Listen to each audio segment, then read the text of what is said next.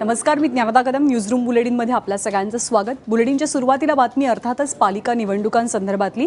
पुण्यामध्ये सुरुवातीला जाऊया. पुण्यामध्ये राष्ट्रवादीतनं ऐन वेळेला भाजपमध्ये प्रवेश केलेल्या रेश्मा भोसले यांना भाजपचं कमळ हे चिन्ह निवडणुकीचं चिन्ह म्हणून मिळालंय. त्यामुळे ते आता भाजपच्या चिन्हावर निवडणूक लढवू शकतात. रेश्मा भोसले राष्ट्रवादीच्या नगरसेविका होत्या. ऐनवेळी भाजपत आल्या. भाजपनं त्यांना तात्काळ तिकीट दिलं. मात्र त्याआधी सतीश बहिरट यांना सुद्धा भाजपने एबी फॉर्म दिला होता. आता एकाच पक्षाचे 2 एबी फॉर्म असल्यामुळे क्षेत्रीय निवडणूक अधिकाऱ्यांनी दोघांनाही अपक्ष म्हणून निवडणूक लढवण्यास सांगितलेलं होतं. मंदार गोंजारी आपले प्रतिनिधी आपल्यासोबत आहेत. मंदार, पुण्याचं हे सगळं प्रकरण, हा सगळा घोळ नेमका आहे काय?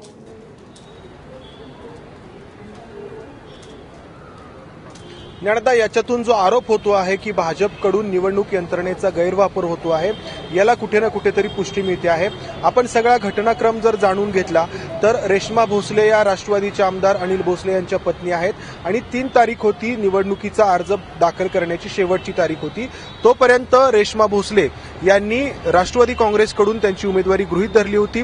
त्यांचा जो मूळचा अर्ज आहे त्यांनी तो राष्ट्रवादी काँग्रेसच्या नावाने भरला होता. मात्र 3 तारखेला सकाळी जेव्हा त्यांना कळालं की त्यांना उमेदवारी मिळत नाही राष्ट्रवादीकडून, तेव्हा त्यांनी मूळ अर्ज आणि त्यासोबत भाजपचा एबी फॉर्म असा दाखल केला निवडणूक अधिकाऱ्यांकडे. याच्यावरती भाजपकडून ज्यांना आधी उमेदवारी देण्यात आली होती त्या सतीश बहिरटांनी आक्षेप घेतला.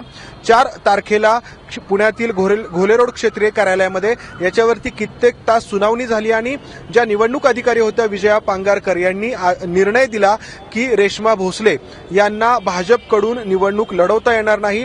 त्या निवडणूक लढवू शकतात, मात्र अपक्ष म्हणून लढवू शकतात, अशा प्रकारचा तो निर्णय होता. मात्र त्यानंतर रेश्मा भोसले यांनी पुण्याच्या महापालिकेचे आयुक्त कुणाल कुमार यांच्याकडे दाद मागितली.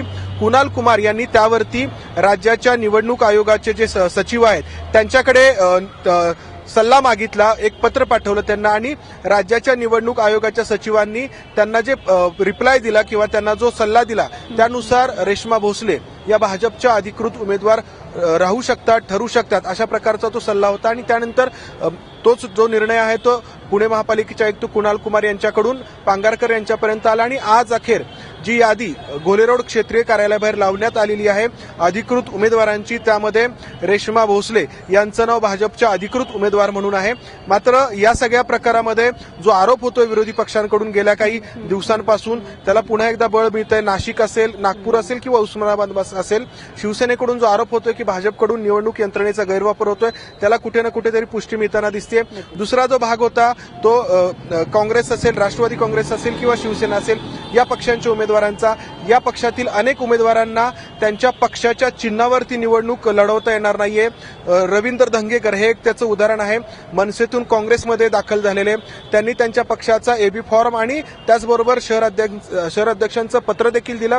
मात्र त्यांच्याबाबत मात्र वेगळा न्याय लावण्यात आला आणि रेश्मा भोसले यांच्याबाबत मात्र वेगळा न्याय लावण्यात आला, असा काँग्रेसचा आरोप आहे. काँग्रेसकडून याबाबत आज मुंबई उच्च न्यायालयात देखील दाद मागण्यात आली. टीका पुन्हा एकदा करू लागलेली आहेत. मंदार, तू राहाच आपल्यासोबत.